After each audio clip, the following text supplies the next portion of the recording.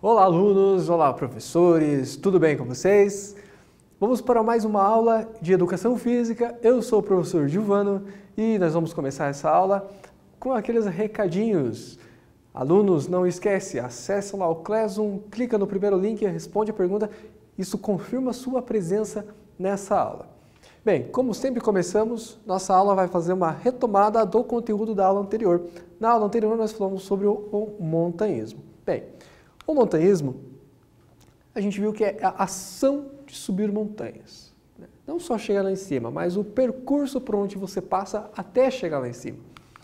E a gente pode dividir o montanhismo, classificá-lo, classificá-lo de acordo com algumas características, que pode ser um hiking, que é um percurso menor, realizado em um dia. Então, em um dia é possível fazer aquele percurso, sendo assim, mochila com menos coisa, e geralmente são percursos mais fáceis.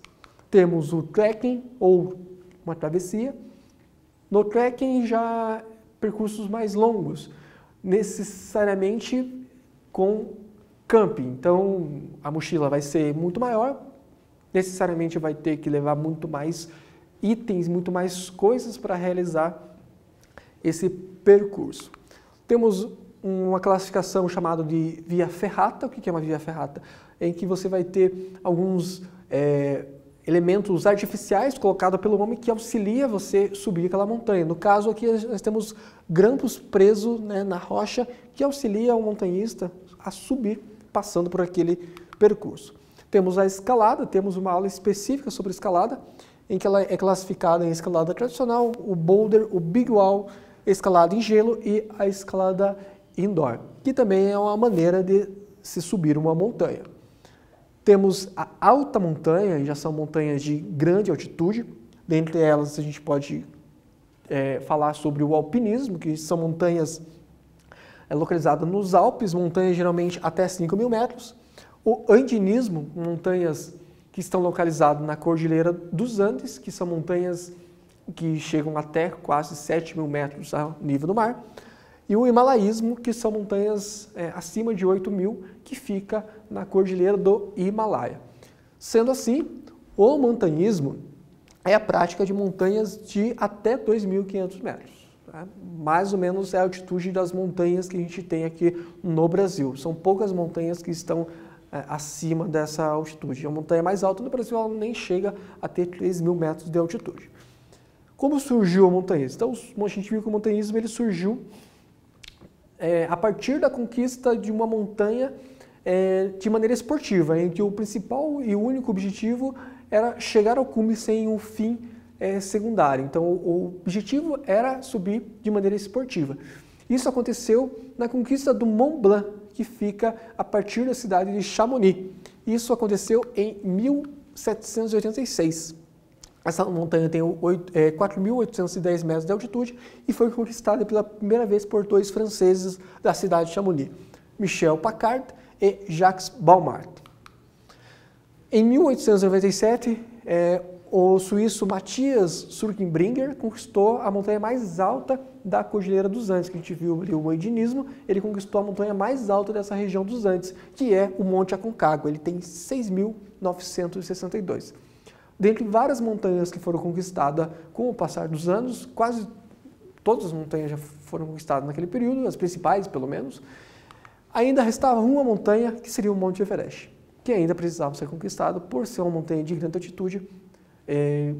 Poucos conseguiam chegar lá em cima, até que em 1953 o neozelandês Edmund Hillary e o Sherpa Tenzing Norgay, eles conquistaram o Monte Everest. O Monte Everest ele tem 8.848 metros de altitude a nível do mar e é considerado a montanha mais alta do planeta. No Brasil, o montanhismo ele surgiu a partir da conquista do Pico Olimpo. Em 1879, quando Joaquim Olimpo de Miranda ele conquista uma região de serra chamado Conjunto do Marumbi. E o ponto mais alto desse conjunto ficou conhecido como Pico Olimpo. Uma outra montanha que marca a história do montanhismo no Brasil é a conquista do Dedo de Deus.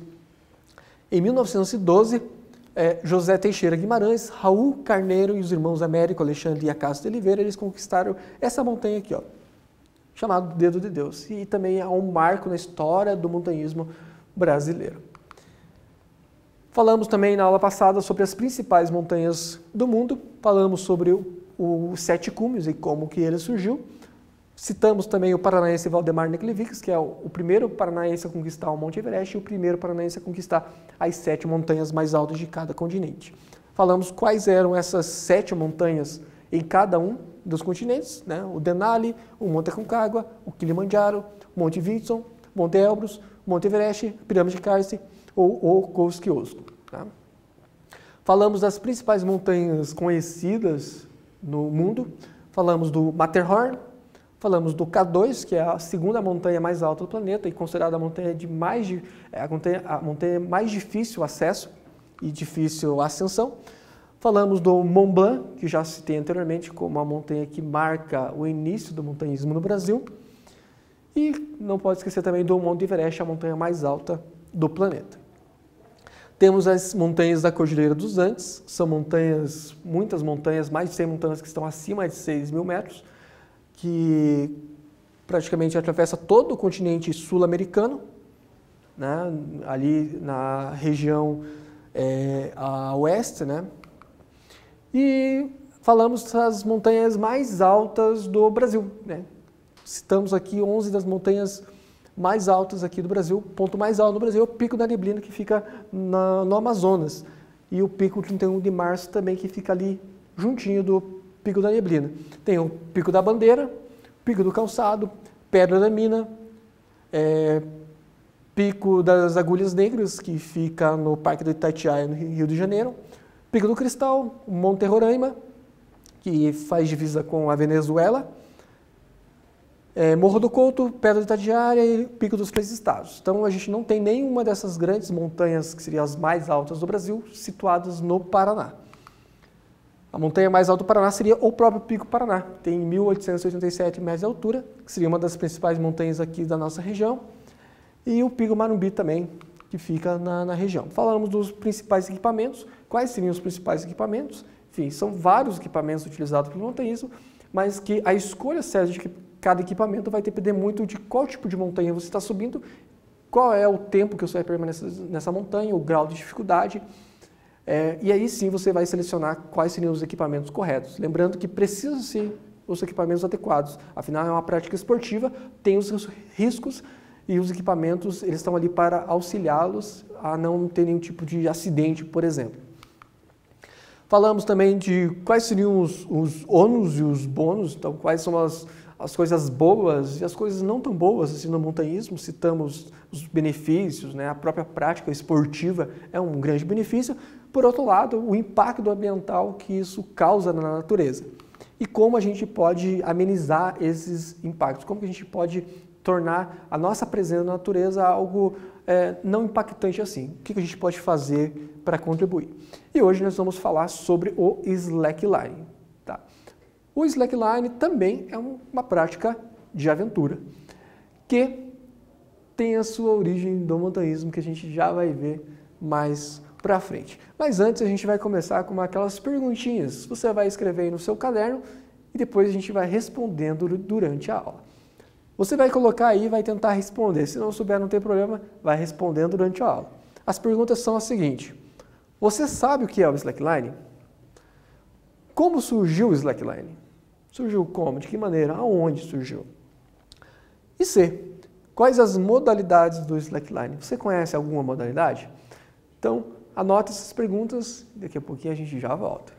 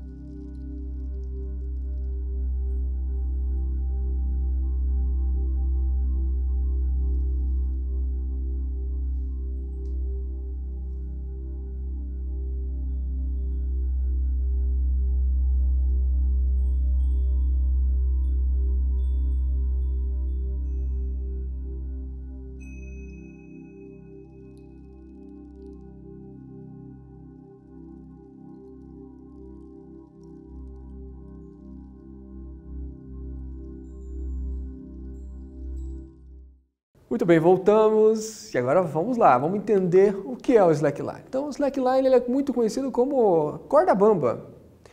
Acredita-se muito que talvez o slackline tenha as suas origens nessa atividade circense, né, que é a corda bamba. Mas a gente tem uma história que conta como exatamente o slackline surgiu e a gente vai descobrir isso mais para frente. Mas é muito semelhante ao que de fato é a corda bamba, é você se equilibrar sobre uma fita. O que diferencia da corda bamba é justamente isso, porque na corda bamba é uma corda, né? Essa corda aqui foi colocada aqui no edifício Manumbi, na Praça São Andrade, que fica em Curitiba, é uma foto tirada em 1950. Alguém estava tentando fazer essa travessia dessa maneira circense, né? Fazendo a prática da corda bamba.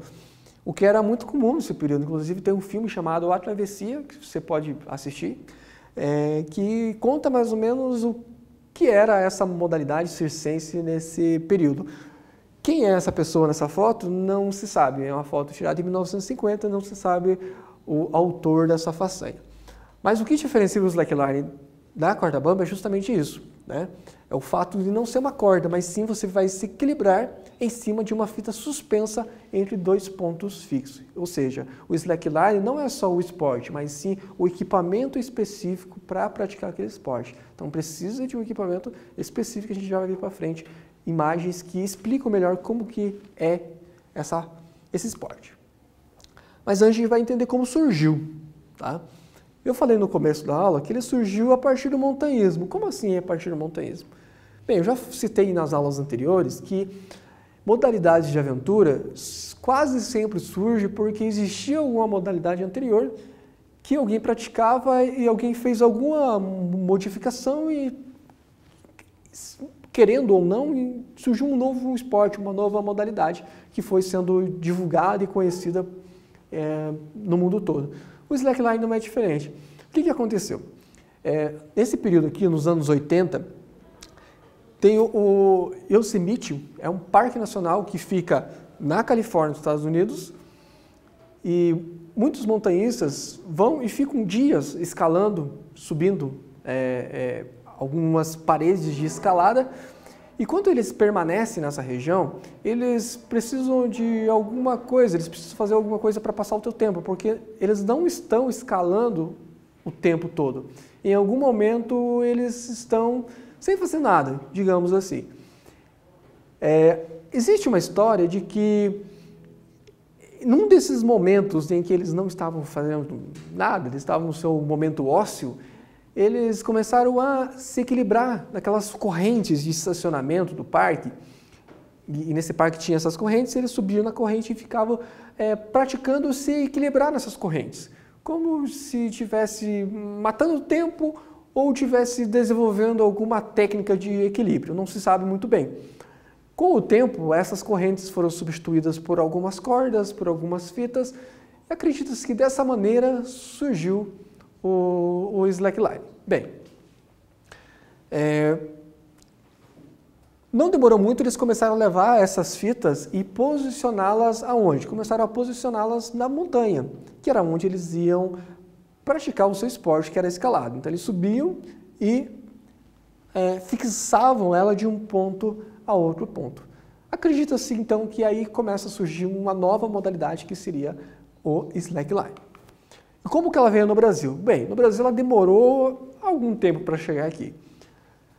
Bem, em 1995, acredita-se que alguns escaladores que conheceram essa modalidade na Califórnia vieram para o Brasil e começaram a praticar essa mesma modalidade nas praias do Rio de Janeiro. Somente 10 anos depois que ele começou a ganhar adeptos, ou seja, ele é um esporte muito novo, é um esporte muito recente, mas que de alguns anos para cá ele cresceu muito e ganhou muitos adeptos em várias regiões do Brasil, não somente no Rio de Janeiro. Inclusive no próprio Paraná tem muitos praticantes que praticam, né, esse esporte já há algum tempo. Agora nós vamos falar um pouco sobre as modalidades. Lembra que tem uma pergunta que eu fiz no início, que quais seriam as modalidades do slackline. Então nós temos algumas modalidades que elas se dividem, a gente pode caracterizá-las de acordo com algumas características bem específicas desse esporte, tá? Nós vamos falar sobre cada uma delas. Então nós temos ali o short line, o track line, o long line, water line, yoga line, high line e baseline. Exatamente isso, tudo termina com line, né? Vamos falar primeiramente agora do short line. Short line seria, para quem está iniciando, seria a modalidade mais básica e mais fácil para quem está aprendendo. Por quê? Porque a fita ela é posicionada em uma distância mais baixa e em 2 pontos fixos próximos de preferência, justamente para que o ponto de equilíbrio sempre esteja mais estável, a fita não balance tanto.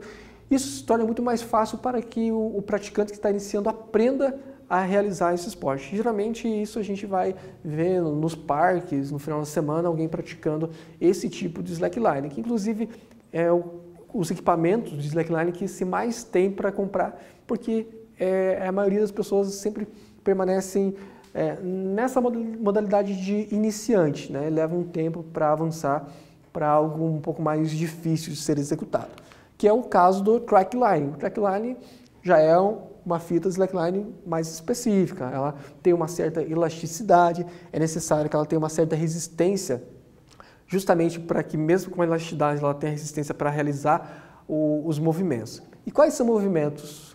Quais são esses movimentos? Então, o trackline é você não somente se equilibrar sobre a fita, mas você vai realizar manobras sobre ela, como por exemplo, os saltos, certos equilíbrios, fazer saltos com giros no ar e depois cair na mesma fita.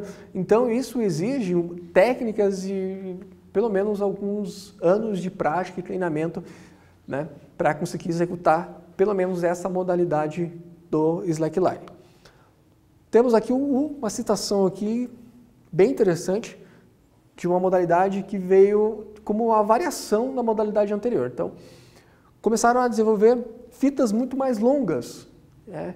E aí o ponto fixo seria muito mais afastado. E aí a gente chama isso de long line, ou seja, uma fita muito mais longa, uma fita longa.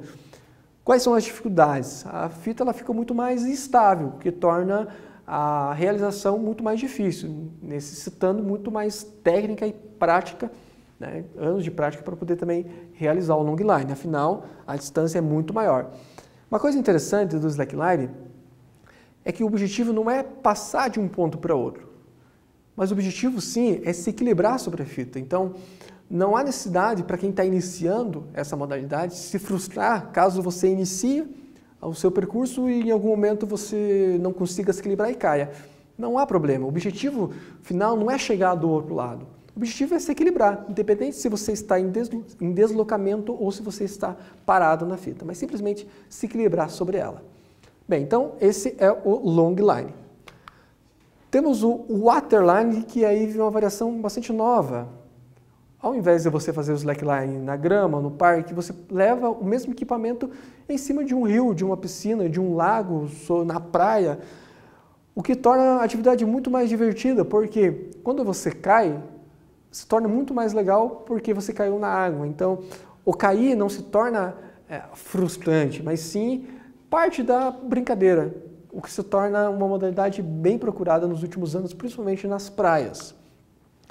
Alguns anos para cá, começou a utilizar do próprio slackline para movimentos de yoga, e que se deu, né, o nome de yoga line, ou seja, você fazer a yoga sobre a fita do slackline. Além dos próprios movimentos da yoga, você precisa se equilibrar sobre a fita. Temos também o highline. O highline é basicamente onde surgiu o slackline, realizado nas montanhas, né, nas grandes paredes rochosas em grande altitude. Então, o que caracteriza o highline é a altitude, não necessariamente o tamanho da fita, mas ela está numa altura muito maior do que o que a gente costuma ver, né? Então, são locais bem específicos e exigem muita técnica e muito conhecimento. Geralmente são praticados por grandes escaladores que, além de escalar, quando chegam lá em cima, eles montam essa fita. E aí você talvez esteja se perguntando, tá, mas se ele cair lá de cima? Requer, além dos equipamentos do próprio slackline, os equipamentos de segurança. No caso aqui da animação, né, quando ele cai, ele tem um cinto de segurança que prende ele na fita. Então, se ele cair, ele não vai cair, ele vai ficar preso, certo? Diferente do baseline. O baseline é um tipo de highline em que, ao invés de ele estar preso sobre a fita, ele está solto. Porém, ele tem um paraquedas. O mesmo paraquedas do base jump. Como a gente falou lá na primeira aula de práticas corporais de aventura, o base jump é uma modalidade de aventura. Então, mistura-se dois esportes, o base jump e o slackline. Então, o baser jump, ele está fazendo o seu percurso e em algum momento ele pula da fita e o paraquedas vai abrir e ele vai pousar em segurança. Bem, vamos para a nossa atividade número 2. Você vai citar para mim, de tudo aquilo que a gente falou, 5 benefícios da prática do slackline. Então vamos lá. Cite 5 benefícios que a prática do slackline pode proporcionar para quem pratica. Depois de tudo aquilo que a gente falou, tudo aquilo que a gente viu, cite para mim 5 benefícios que você acredita que quem pratica o slackline vai ter ao praticar esse esporte.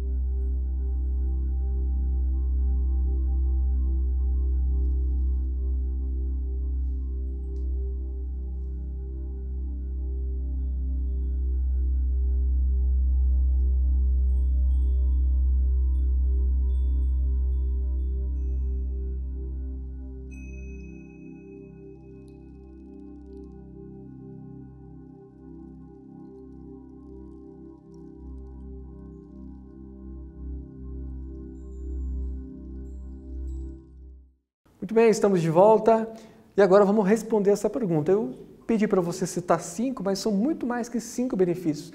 E eu vou citar alguns desses que eu acredito que de fato, né, contribuem. Inclusive, muitos desses benefícios que eu vou citar têm pesquisas e artigos científicos que já comprovaram esses benefícios. Então, um dos primeiros benefícios, talvez seja o mais óbvio, é o desenvolvimento de equilíbrio. A pessoa que pratica começa a desenvolver mais equilíbrio do que ela tinha antes. Afinal, como se pratica equilíbrio? Se desequilibrando em alguma coisa, certo? Maior concentração. Artigos, estudos que comprovam que quem pratica slackline se concentra muito melhor em outras tarefas, afinal de contas. Para praticar o slackline, você precisa focar em apenas uma coisa, que é a prática, senão você não consegue se equilibrar. Isso contribui a você ter melhor foco em outras tarefas do dia a dia, além do slackline. Dessa forma, é óbvio que ele vai ajudar também na memória. Se você presta mais atenção, você tem um melhor foco, maior foco em alguma coisa, isso te ajuda também a memorizar melhor as coisas e não esquecê-las tão facilmente. Há estudos, inclusive, que provam isso. Contribuições musculares, maior flexibilidade, maior resistência, mais força muscular. Afinal, são exercícios que trabalham a musculatura do corpo todo. Você tem que trabalhar todos os músculos para se manter equilibrado. Isso te ajuda de maneira integral. Dessa forma, também te ajuda na postura. Se você tem uma musculatura mais fortalecida, a tua postura também melhora. Então, é uma prática que vai te ajudar a ter uma postura melhor. Se você tem uma postura melhor, você tem uma consciência corporal melhor, você conhece melhor o teu corpo, você sabe melhor como controlar cada movimento corporal. Interação social. Como assim interação social? Geralmente, quem pratica o slackline também faz parte de uma comunidade, de um grupo de pessoas que vão até um parque, que vão até uma determinada localidade para realizar aquele esporte. Então você acaba conhecendo várias pessoas que também praticam, que são adeptos dessa modalidade, e você tem uma interação social melhor, né, na realização dessa modalidade. E o contato com a natureza. Geralmente a prática do esporte, dessa modalidade que é o slackline que estamos falando hoje, acontece em contato com a natureza. Geralmente a gente coloca isso em alguma árvore ou em algum ponto específico, né, feito em algum parque ou em alguma praia, para colocar o slackline, mas de alguma maneira você vai ter um contato com a natureza, seja pisando na areia, seja em contato com a água, seja em contato com a grama, com a terra, com o cheiro. Então, se você está em contato com a natureza, você também vai pegar mais sol. Dessa maneira, melhora, né, a tua quantidade de vitamina D. Não é interessante? E de tudo isso aqui, não há como não melhorar o nível de estresse, né? Hoje o nível de estresse acaba sendo um dos fatores que desenvolvem muitas outras doenças. Se você diminui o seu nível de estresse, você tem uma qualidade de vida muito melhor.